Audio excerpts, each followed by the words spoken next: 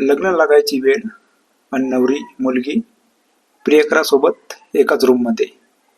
लग्न लागल्यावर पण त्यांचे एकमेकांना इशारे सुरू होते. जेव्हा नवऱ्या मुलाच्या लक्षात आले तेव्हा तर त्याने तिथेच नवरीला आणि तिच्या प्रियकराला. नमस्कार मित्रांनो, स्वागत आहे तुमचं आमच्या चॅनलमध्ये. तुम्ही जर अजून आमचं चॅनल सबस्क्राईब केलं नसेल तर प्लीज चॅनलला सबस्क्राईब करा. मित्रांनो, नवरा मुलगा मोठ्या थाटात वरात घेऊन आला होता, पण लग्नाची वेळ झाली तरी नवरी मुलगी आली नव्हती.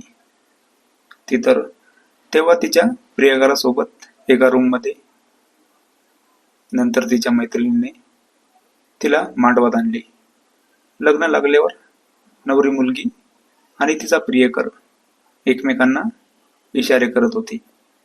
जेव्हा नवऱ्या मुलाच्या लक्षात आलं तर त्याने अगोदर चौकशी केली. नंतर तिथेच नवरीला आणि तिच्या प्रियकराला. तर चला कथेला सुरुवात करूया. पायल ही एक मिडल क्लास फॅमिलीमधली मुलगी होती. तिला तर घरच्यांनी कसे तरी 12वी पर्यंतचे शिक्षण दिले आणि नंतर ती घरीच होती. तिच्या शेजारी राहणारा विक्रम हा चांगल्या घरातील मुलगा होता.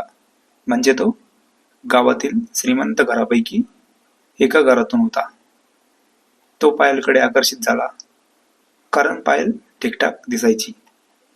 म्हणजे विक्रमच्या आजूबाजूला जेवढ्या पण मुली राहत होत्या त्यापैकी पायल सर्वात सुंदर होती दिसायला.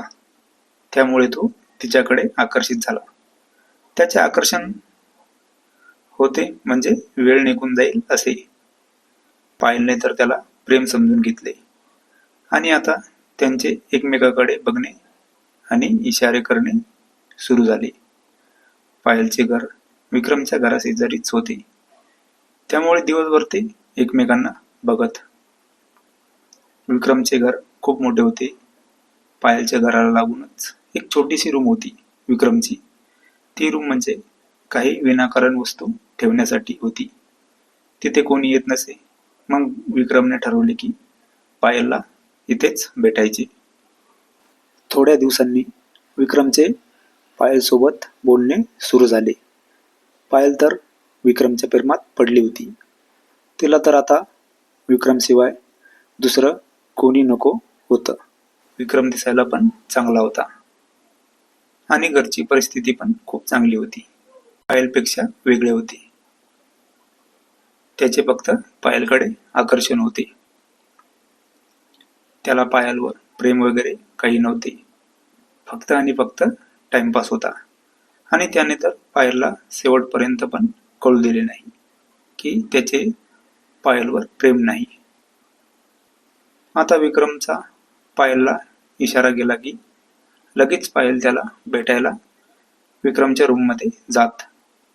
ते तिथे थोडा वेळ थांबत आणि नंतर पायल तिथून तिच्या घरी जात. पायलने तर विक्रमला सांगितले होते की तिचे प्रेम खरे आहे. विक्रम पण तिला तिच्या होला हो लावत असे आणि तो त्याचे ते आणि नंतर तो विसरून जात. त्याला पायलची आठवण आता तेव्हाच यायची जेव्हा ती त्याला भेटायला यायची. आजूबाजूला थोडी चर्चा सुरू झाली होती पायलची आणि विक्रमची. कोणीतरी पायलच्या मम्मीला सांगितले की मुलीवर थोडं लक्ष द्या. पायलच्या मम्मीच्या कानावर जेव्हा ही गोष्ट पडली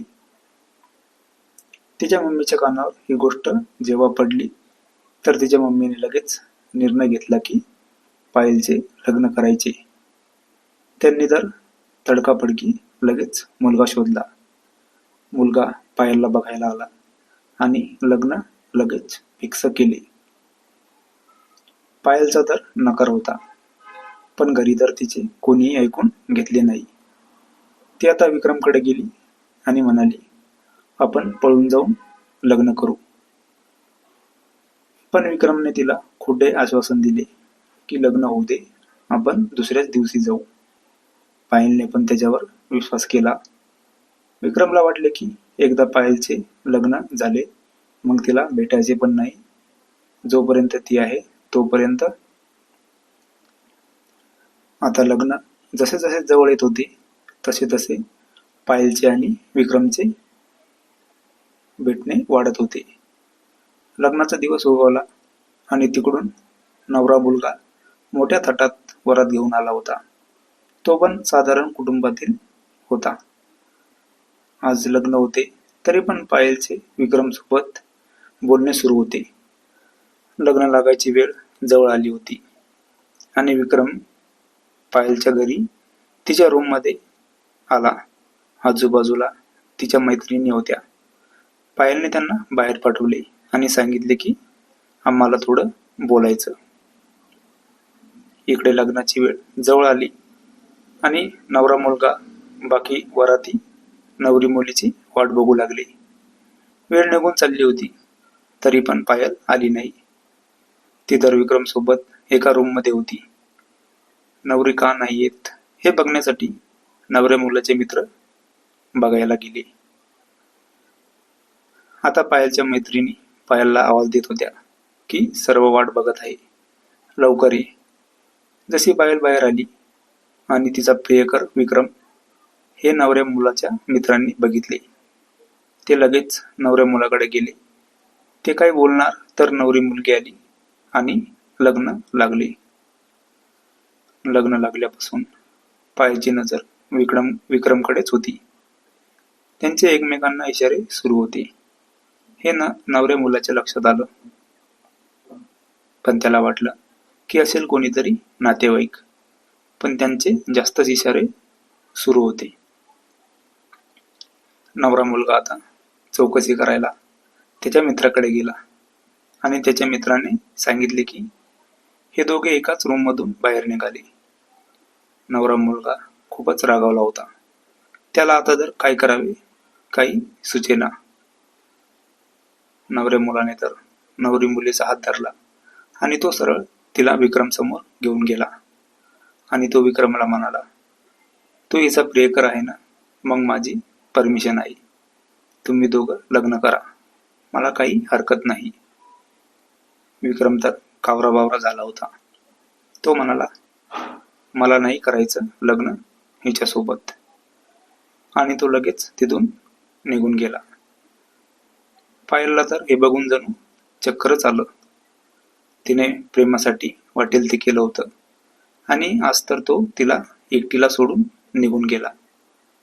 तिला तर आता एवढा पश्चाताप झाला होता की नंतर नवरा मुलगा वरात घेऊन परत गेला आणि त्याने ते लग्न मोडले. पायल तर कुठलीही राहिली नव्हती. तिने ज्या प्रियकराला मनापासून प्रेम केलं होतं तो तर तिला असं सोडून गेला आणि आता नवरा मुलगा पण लग्न मोडून गेला होता. तिची बदनामी पण झाली आणि नंतर लवकर लग्न पण झाले नाही.